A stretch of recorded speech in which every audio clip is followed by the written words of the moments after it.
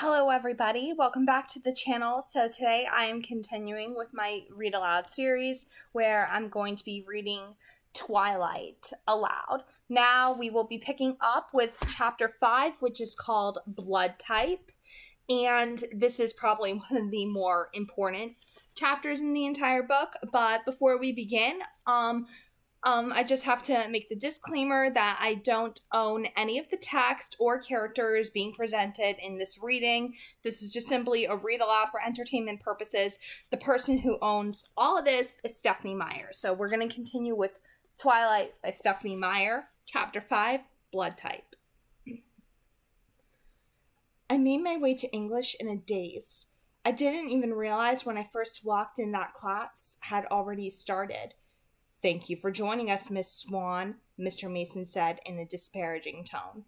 I flushed and hurried to my seat.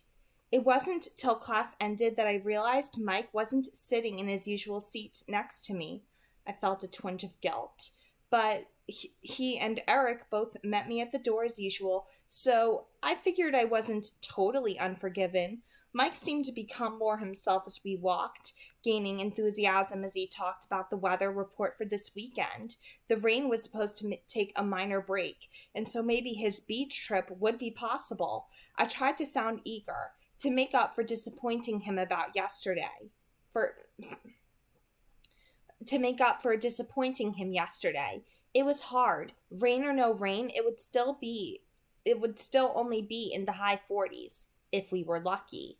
The rest of the morning passed in a blur. It was difficult to believe that I hadn't just imagined what Edward had said, and the way his eyes had looked. Maybe it was just a very convincing dream that I'd confused with reality. That seemed more probable than that I really appealed to him on any level. So I was impatient and frightened as Jessica and I entered the cafeteria. I wanted to see his face, to see if he'd gone back to the cold, indifferent person I'd known for the last several weeks, or if by some miracle I'd really heard what I thought I'd heard this morning. Jessica babbled on and on about her dance plans. Lauren and Angela had asked the other boys, and they were all going together, completely unaware of my inattention. Disappointment flooded through me as my eyes unerringly focused on his table. The other four were there, but he was absent. Had he gone home? I followed the still babbling Jessica through the line, crushed. I'd lost my appetite. I bought nothing but a bottle of lemonade. I just wanted to go sit down and sulk. "Edward Cullen is staring at you again," Jessica said, finally breaking through my abstraction with his name. "I wonder why he's sitting alone today." My head snapped up. I followed our gaze to see Edward, smiling crookedly, staring at me from an empty table across the cafeteria from where he usually sat. Once he'd caught my eye, he raised one hand and motioned with his index finger for me to join him. As I stared in disbelief, he winked. "Does he mean you?" Jessica asked with insulting astonishment in her voice. "Maybe he needs help with his biology homework," I muttered for her benefit. I'd better go see what he wants." I could feel her staring after me as I walked away. When I reached his table, I stood behind the chair across from him, unsure. "Why don't you sit with me today?" he asked, smiling. I sat down automatically, watching him with caution. He was still smiling. It was hard to believe that someone so beautiful could be real. I was afraid that he might disappear in a sudden puff of smoke and I would wake up. He seemed to be waiting for me to say something. "This is different," I finally managed. "Well," he paused, and then the rest of the words were followed in a rush. "I decided as long as I was going to hell, I might as well do it thoroughly." I waited for him to say something that made sense. The seconds ticked by. "You know I don't have any idea what you mean," I eventually pointed out. "I know." He smiled again, and then he changed the subject. "I think your friends are angry with me for stealing you. They'll survive." I could feel their stares boring into my back. "I may not give you back, though," he said with a wicked glint in his eyes. I gulped. He laughed. "You look worried." "No," I said, but ridiculously my voice broke. "Surprised, actually. What brought all this on?" "I told you. I got tired of trying to stay away from you, so I'm giving up." He was still smiling, but his ochre eyes were serious. Giving up? I repeated in confusion. Yes, giving up trying to be good. I'm just going to do what I want now and let the chips fall where they may. His smile faded as he explained, and a hard edge crept into his voice. You lost me again. The breathtaking, crooked smile reappeared. I always say too much when I'm talking to you. That's one of the problems. Don't worry, I don't understand any of it, I said wryly. I'm counting on that. So, in plain English, are we friends now? Friends, he mused, dubious. Or not, I muttered. He grinned. Well, we can try, I suppose. But I'm warning you now that I'm not a good friend for you. Behind his smile, the warning was real. You say that a lot, I noted, trying to ignore the sudden trembling in my stomach and kept my voice even. Yes, because you're not listening to me. I'm still waiting for you to believe it. If you're smart, you'll avoid me. I think you've made your opinion on the subject of my intellect clear, too. My eyes narrowed. He smiled apologetically. So, as long as I'm being not smart, we'll try to be friends? I struggled to sum up the confusing exchange. That sounds about right. I looked down at my hands wrapped around the lemonade bottle, not sure what to do now. What are you thinking? He asked, curiously. I looked up into his deep gold eyes, became befuddled, and, as usual, blurted out the truth. I'm trying to figure out what you are. His jaw tightened, and he kept his smile in place with some effort. Are you having any luck with that? He asked in an offhand tone. Not too much, I admitted. He chuckled. What are your theories? I blushed. I have been vacillating during the last month between Bruce Wayne and Peter Parker. And there was no way I was going to own up to that. Won't you tell me? He asked, tilting his head to one side with a shockingly tempting smile. I shook my head. Too embarrassing. That's really frustrating, you know, he complained. No, I disagreed quickly, my eyes narrowing. I can't imagine why that would be frustrating at all. Just because someone refuses to tell you what they're thinking, even if all the time they're making cryptic little remarks specifically designed to keep you up at night wondering what they could possibly mean. Now, why would that be frustrating? He grimaced. Or better, I continued, the pent-up annoyance flowing freely now. Say that person also did a wide range of bizarre things, from saving your life under impossible circumstances one day to treating you like a pariah the next. And he never explained any of that either, even after he promised. That also would be very non-frustrating. You've got a bit of a temper, don't you? I don't like double standards. We stared at each other, unsmiling. He glanced over my shoulder, and then, unexpectedly, he snickered. What? Your boyfriend seems to think I'm being unpleasant to you. He's debating whether or not to come break up our fight. He snickered again. I don't know who you're talking about, I said frostily, but I'm sure you're wrong anyway. I'm not. I told you, most people are easy to read. Except me, of course. Yes, except you. His mood shifted suddenly, and his eyes turned brooding. I wonder why that is. I had to look away from the intensity of his stare. I concentrated on unscrewing the lid of my lemonade. I took a swig, staring at the table without seeing it. Aren't you hungry? He asked, distracted. No, I didn't feel like mentioning that my stomach was already full of butterflies. You? I looked at the empty table in front of him. No, I'm not hungry. I didn't understand his expression. It looked like he was enjoying some private joke. Can you do me a favor? I asked after a second of hesitation. He was suddenly wary. That depends on what you want. It's not much, I assured him. He waited, guarded but curious. I just wondered if you could warn me beforehand the next time you decide to ignore me for my own good. Just so I'm prepared. I looked at the lemonade bottle as I spoke, tracing the circle of the opening with my pinky finger. That sounds fair. He was pressing his lips together to keep from laughing when I looked up. Thanks. Then can I have one answer in return? He demanded. One. Tell me one theory. Whoops. Not that one.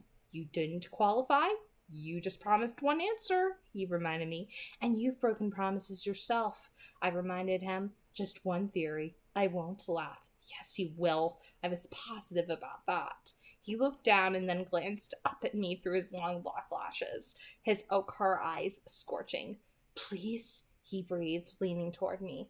I blinked, my mind going blank. Holy crow, how did he do that? What? I asked, dazed. Please tell me just one little theory. His eyes still smoldered at me. Well, bitten by a radioactive spider? Was he a hypnotist too, or was I just a hopeless pushover? That's not very creative, he scoffed. I'm sorry, that's all I've got, I said, miffed. You're not even close, he teased. No spiders? Nope. No radioactivity? None. Dang, I sighed. Kryptonite doesn't bother me either, he chuckled. You're not supposed to laugh, remember? He struggled to compose his face. I'll figure it out eventually, I warned. I wish you wouldn't try. He was serious again. Because what if I'm not a superhero? What if I'm the bad guy? He smiled playfully, but his eyes were impenetrable. Oh, I said, as several things he'd hinted fell suddenly into place. I see. Do you? His face was abruptly severe, as if he were afraid that he'd accidentally said too much. You're dangerous, I guessed, my pulse quickening as I intuitively realized the truth of my own words. He was dangerous. He'd been trying to tell me that all along.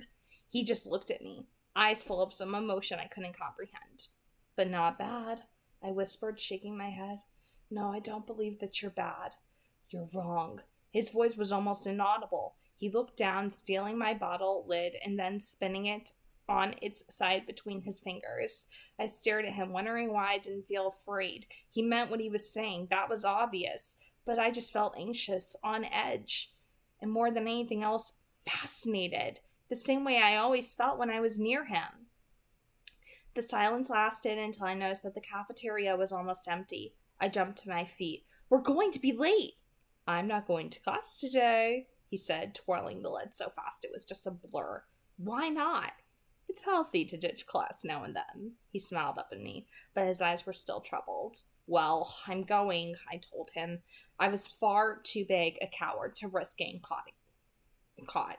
He turned his attention back to his makeshift top.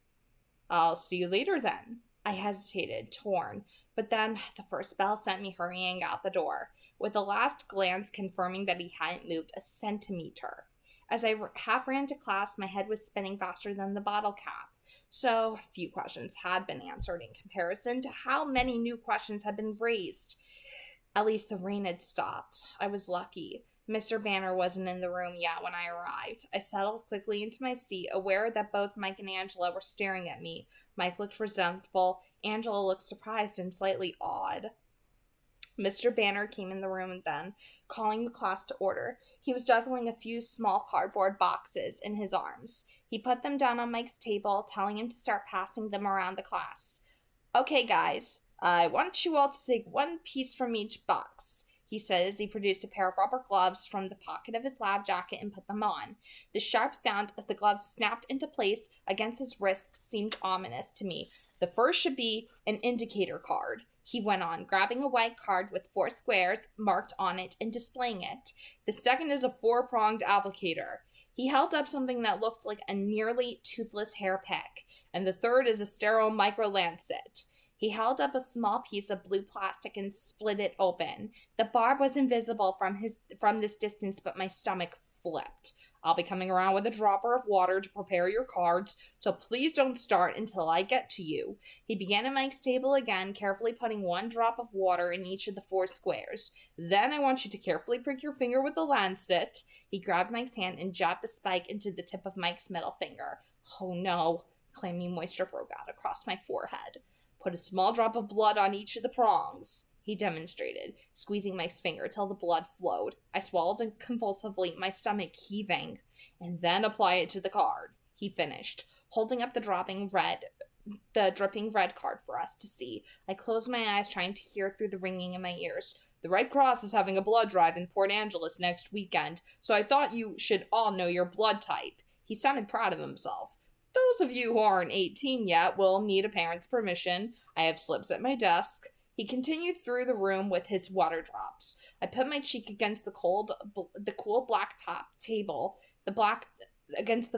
tabletop and tried to hold onto my consciousness. All around me I could hear squeals, complaints, and giggles as my classmates skewered their fingers. I breathed slowly in and out through my mouth.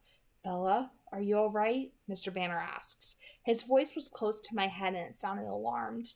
I already know my blood type, Mr. Banner, I said in a weak voice. I was afraid to raise my head. Are you feeling faint? Yes, sir, I muttered, internally kicking myself for not ditching when I had the chance. Can someone take Bella to the nurse, please? He called. I didn't have to look up to know that it would be Mike who volunteered. Can you walk? Mr. Banner asked. Yes, I whispered. Just let me get out of here, I thought. I'll crawl.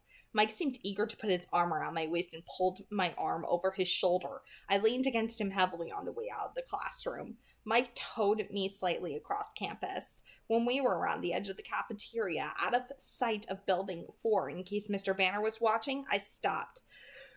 Just let me sit for a minute, please, I begged. He helped me sit on the edge of the walk.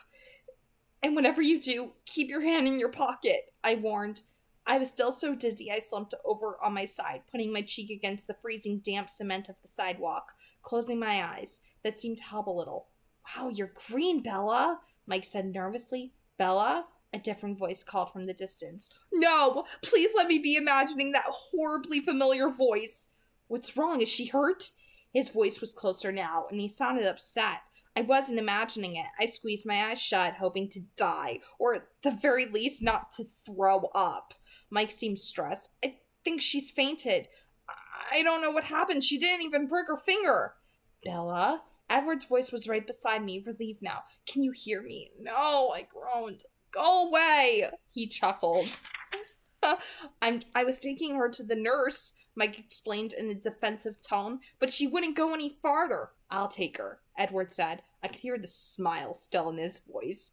You can go back to class. No, Mike protested. I'm supposed to do it. Suddenly, the sidewalk disappeared from beneath me. My eyes flew open in shock. Edward had scooped me up in his arms as easily as if I weighed 10 pounds instead of 110. Put me down! Please, let me not vomit on him. He was walking before I was finished talking. Hey! Mike called, already 10 paces behind us. Edward ignored him. You look awful, he told me, grinning. Put me back on the sidewalk! I moaned. The rocking movement of his walk was not helping. He held me away from his body, gingerly, supporting all my weight with just his arms. It didn't seem to bother him. So, you faint at the sight of blood? He asked. This seemed to entertain him. I didn't answer. I closed my eyes again and fought the nausea with all my strength, clamping my lips together. And not even your own blood, he continued, enjoying himself.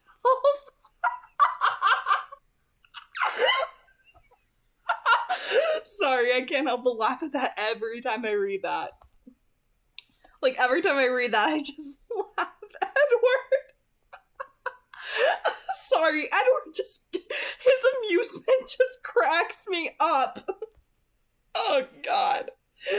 Oh, I don't know how he opened the door while carrying me, but it was suddenly warm, so I knew we were inside. Oh my, I heard a female voice gasp. She fainted in biology, Edward explained. I opened my eyes. I was in the office, and Edward was striding past the front counter toward the nurse's door. Miss Cope, the red-headed front office receptionist, ran ahead of him to hold it open. The grandmotherly nurse looked up from a novel, astonished, as Edward swung me into the room and placed me gently on the crinkly paper that covered the brown vinyl mattress on the one cot. Then he moved to stand against the wall as far across the narrow room as possible. His eyes were bright, excited. She's just a little faint, he reassured the startled nurse. They're blood typing in biology. The nurse nodded sagely. There's always one. He muffled a snicker. Just lie down for a minute, honey. It'll pass. I know, I sighed. The nausea was already fading.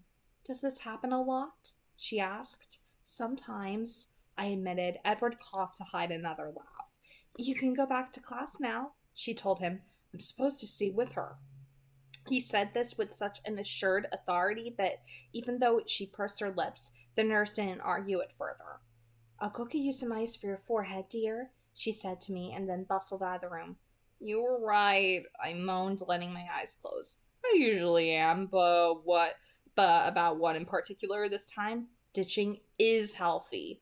I practiced breathing evenly. You scared me for a minute there, he admitted after a pause. His tone made it sound like he was confessing a humiliating weakness. I thought Newton was dragging your dead body off to bury it in the woods. Ha ha. I still had my eyes closed, but I was feeling more normal every minute. Honestly, I've seen corpses with better color.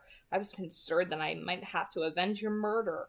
Poor Mike, I'll bet he's mad. He absolutely loathes me, Edward said cheerfully. You can't know that, I argued, but then I wondered suddenly if he could.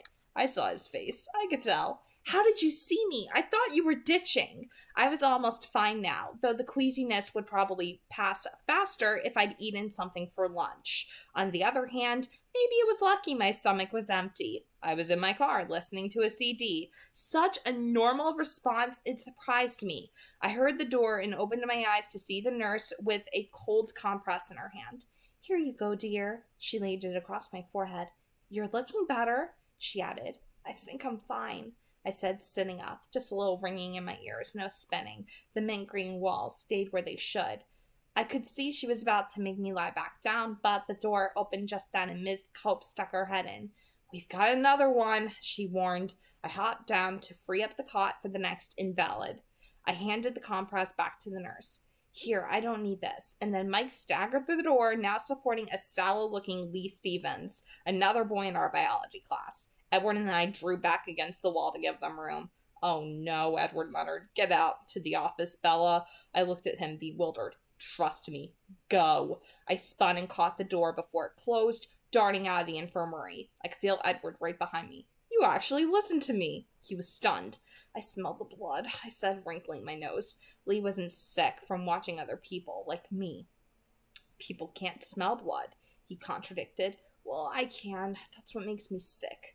It smells like rust and salt. He was staring at me with an unfathomable expression. What? I asked. It's nothing. Mike came through the door then, glancing from me to Edward. The look he gave Edward confirmed what Edward had said about loathing. He looked back at me, his eyes gloom. You look better, he accused. Just keep your hand in your pocket, I warned him again. It's not bleeding anymore, he muttered. Are you going back to class? Are you kidding? I just have to turn around and come back. Yeah, I guess. So, are you going this weekend to the beach? While he spoke, he flashed another glare toward Edward, who was standing against the cluttered counter, motionless as a sculpture staring off into space. I tried to sound as friendly as possible. Sure, I said I was in. We're meeting at my dad's store at 10. His eyes flickered to Edward again, wondering if he was giving out too much information. His body language made it clear that it wasn't an open invitation. I'll be there, I promised. I'll see you in gym then, he said, moving uncertainly toward the door. See you, I replied. He looked at me once more, his round face slightly pouting, and then he walked slowly through the door, his shoulders slumped. A swell of sympathy washed over me. I pondered seeing his disappointed face again. In gym. Jim, I groaned. I can take care of that. I hadn't noticed Edward moving to my side, but he spoke now in my ear. Go sit down and look pale, he muttered. That wasn't a challenge. I was always pale, and my recent swoon had left a slight sheen of sweat on my face. I sat in one of the creaky folding chairs and rested my head against the wall with my eyes closed. Fainting spells always exhausted me. I heard Edward speaking softly at the counter. Ms. Cope? Yes? I hadn't heard her return toward dusk. Bella has gym next hour, and I don't think she feels well enough. Actually, I was thinking I should take her home now. Do you think you could excuse her from class? His voice was like melting honey. I can imagine how much more overwhelming his eyes would be. Do you need to be excused too, Edward? Miss Cope fluttered. Why couldn't I do that? No, I have Mrs. Groff. She won't mind. Okay, it's all taken care of. You feel better, Bella? She called to me. I nodded weakly, hamming it up just a bit. Can you walk, or do you want me to carry you again? With his back to the receptionist, his expression became sarcastic. I'll walk. I stood carefully, and I was still fine. He held the door for me, his smile polite, but his eyes mocking. I walked out into the cold. fine mist that had just begun to fall. It felt nice, the first time I'd enjoyed the constant moisture falling out of the sky as it washed my face clean of the sticky perspiration. Thanks, I said as he followed me out. It's almost worth getting sick to miss Jim. Anytime. He was staring straight forward, squinting into the rain. So, are you going this Saturday, I mean? I was hoping he would, though it seemed unlikely. I couldn't picture him loading up to carpool with the rest of the kids from school. He didn't belong in the same world, but just hoping that they might give me the first twinge of enthusiasm I'd felt for the outing. Where are you all going exactly? He was still looking ahead, expressionless. Down to La Push, to First Beach. I studied his face, trying to read it. His eyes seemed to narrow infinitesimally. He glanced down at me from the corner of his eye, smiling wryly. I really don't think I was invited. I smiled. I just invited you. Let's see you and I not push poor Mike any further this week. We don't want him to snap. His eyes danced. He was enjoying the idea more than he should. Mike Schmike, I muttered, preoccupied by the way he'd said, you and I. I liked it more than I should. We were near the parking lot now. I veered left toward my truck. Something caught my jacket, yanking me back. Where do you think you're going? He asked, outraged. He was gripping a fistful of my jacket in one hand. I was confused. I'm going home. Didn't you hear me promise to take you safely home? Do you think I'm going to let you drive in your condition? His voice was still indignant. What condition? And what about my truck? I complained. I'll have Alice drop it off after school. He was towing me toward his car now, pulling me by my jacket.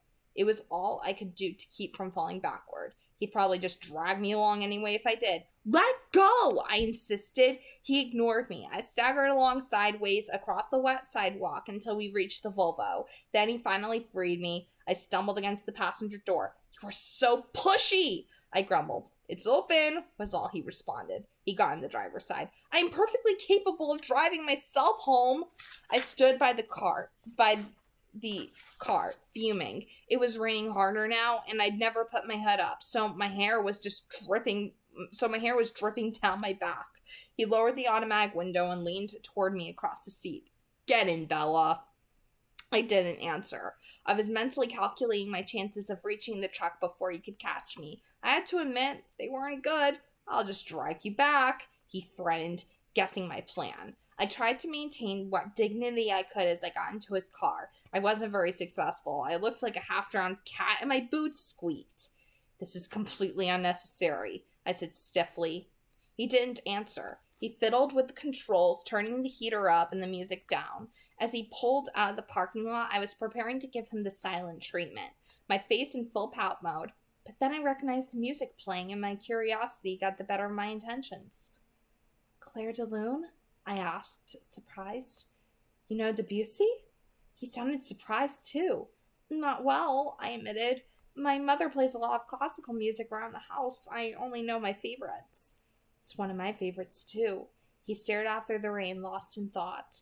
I listened to the music, relaxing against the light gray leather scent. It was impossible to respond to the familiar, soothing melody. The rain blurred everything outside the window into gray and green smudges. I began to realize we were driving very fast. The car moved so steadily, so evenly, though I didn't feel the speed. Only the town flashing by gave it away. What is your mother like? He asked me suddenly. I glanced over to see him studying me with curious eyes. She looks a lot like me, but she's prettier, I said. He raised his eyebrows. I have too much Charlie in me. She's more outgoing than I am, and braver. She's irresponsible and slightly eccentric, and she's a very unpredictable cook. She's my best friend. I stopped. Talking about her was making me depressed. How old are you, Bella? His voice sounded frustrated for some reason I couldn't imagine. He'd stopped the car, and I realized we were at Charlie's house already. The rain was so heavy that I could barely see the house at all. It was like the car was submerged under a river. I am 17, I responded, a little confused. You don't seem 17. His tone was reproachful, and it made me laugh. What? He asked, curious again. My mom always says I was born 35 years old and that I would get more middle-aged every year. I laughed and then sighed. Well, someone has to be the adult. I paused for a second. You don't seem much like a junior in high school yourself, I noted. He made a face and changed the subject. So why did your mother marry Phil? I was surprised he would remember the name. I'd mentioned it just once, almost 2 months ago. It took me a moment to answer. My mother, she's very young for her age. I think Phil makes her feel even younger. At any rate, she's crazy about him. I shook my head. The attraction was a mystery to me. Do you approve? He asked. Does it matter? I countered. I want her to be happy. And he is who she wants. That's very generous.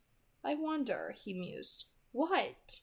Would she extend the same courtesy to you, do you think? No matter who your choice was? He was suddenly intent, his eyes searching mine. I think so, I stammered. But she's the parent after all. It's a little bit different. Not one too scary then, he teased. No one too scary then, he teased. I grinned in response. What do you mean by scary? Multiple facial piercings and extensive tattoos? That's one definition, I suppose. What's your definition? But he ignored my question and asked me another. Do you think I could be scary? He raised one eyebrow and the faint trace of a smile lined his face. I thought for a moment, wondering whether the truth or a lie would go over better. I decided to go with the truth. I think you could be, if you wanted to. Are you frightened of me now? The smile vanished and his heavenly face was suddenly serious. No, but I answered too quickly. The smile returned. So now are you going to tell me about your family? I asked, to distract him. It's got to be a much more interesting story than mine. He was instantly cautious. What do you want to know? The Cullens adopted you? I verified. Yes. I hesitated for a moment. What happened to your parents? They died many years ago. His tone was matter-of-fact. I'm sorry, I mumbled. I don't really remember them that clearly. Carlisle and Esme have been my parents for a long time now. And you love them. It wasn't a question. It was obvious in the way he spoke of them. Yes, he smiled. I couldn't imagine two better people. You're very lucky. I know I am. And your brother and sister? He glanced at the clock on the dashboard. My brother and sister, and Jasper and Rosalie for that matter, are going to be quite upset if they have to stand in the rain waiting for me. Oh, sorry. I guess you have to go. I didn't want to get out of the car. And you probably want your truck back before Chief Swan gets home, so you don't have to tell him about the biology incident. He grinned at me. I'm sure he's already heard. There are no secrets in Forks. I sighed. He laughed, and there was an edge to his laughter. Have fun at the beach. Good weather for sunbathing. He glanced out at the sheeting rain. Won't I see you tomorrow? No, Emmett and I are starting the weekend early. What are you going to do? A friend could ask that, right? I hope the disappointment wasn't too apparent in my voice. We're going to be hiking in the Goat Rocks wilderness just south of Rainier. I remember Charlie had said the Cullens went camping frequently. Oh, well, have fun. I tried to sound enthusiastic. I don't think I fooled him, though. A smile was playing around the edges of his lips. Will you do something for me this weekend? He turned to look me straight in the face, utilizing the full power of his burning gold eyes. I nodded helplessly. Don't be offended, but you seem to be one of those people who just attract accidents like a magnet. So try not to fall into the ocean or get run over or anything, all right? He smiled crookedly. The helplessness had faded as he spoke. I glared at him. I'll see what I can do, I snapped as I jumped out into the rain. I slammed the door behind me with excessive force. He was still smiling as he drove away. Okay, so that is chapter 5. And chapter 5, like I said, this is quite an important chapter because there are a few details here. Like Edward basically talking it up with Bella. That conversation is basically what's going to move their relationship forward. Like, I know you're thinking, like, how does that move their relationship forward? But the thing is that, like, Edward, like, even tells her, you know, I am done staying away from you, even though it's bad for me. Like, he even says, I'm not a very good friend for you to have. Like, what if I'm not a superhero? What if I'm the bad guy? Like, he is trying to hint at her. I am begging you, stay away from me. Make this easy for me to stay away from you. Make it easier. But, of course, Bella's not going to make it easier for him because she's fascinated by him. So therefore, like, what's going to end up happening? They're going to keep spending more time together. It's so freaking obvious here. And also, so Edward, like, dropping the hint, you know, skipping class when they're blood typing in biology. I mean, as if you need any more hints at, like, what kind of story this is, for God's sake. Like, come on, he's skipping a class where they're blood typing, for God's sake, and he's so freaking amused at Bella getting sick at the sight of blood, because, even I couldn't read that without laughing, because we all know what Bella's gonna become in the future, alright? Like, by the time Breaking Dawn rolls around, she's no longer gonna get sick at the sight of blood, or the smell of it, or anything like that, so... So it's, like, so funny how the juxtaposition comes in, how she starts off as, like, this weak little, like, lamb, like, basically the pawn on the chessboard, falls weak at the sight of blood, gets sick at the sight of blood, and then by the time you get to Breaking Dawn, she is one of the most powerful pieces on the chessboard, no longer sick at the sight of blood, incredibly strong, incredibly fast for a newborn vampire. So it's like, you can already see where the change is going to start with her, where things are going to start picking up, because sure, she's not going to change much by the end of book 1, but the thing is that by the end of this book, something with her is going to change. She is going to be exposed to the supernatural world, and she's not even afraid of it. If anything, she's fascinated by it, and I'm just like, Bella, run the hell away, get away. Like, please, please, please get away. It's like, you want to beg her to see common sense, but... she is so not normal. Like, oh my god, this girl, seriously, like, she is so not freaking normal. Like, she was never normal, ever. And I'm sorry, like, sure, I'm laughing at that now because it's so true. It's like, she was never normal. She was never a normal human. She was meant to become something else. It's like, Stephenie Meyer always had it in her head that Bella was meant to become a vampire by the time Breaking Dawn rolled around, and I think chapter 5 pretty much, like, sets up all of that. It sets up, like, this blossoming friendship between Bella and Edward, this forbidden friendship, and also the fact that Edward, you know, is the one skipping biology when they're blood typing, because, well, I can name a few reasons why he would skip biology class when they're blood typing. Hey, he doesn't have blood running through his system. His skin is so freaking, like, impenetrable. It's made of stone, okay? And also, the minute he smells all that blood, he's gonna want to drink everybody's blood in the room. So therefore, what do you think?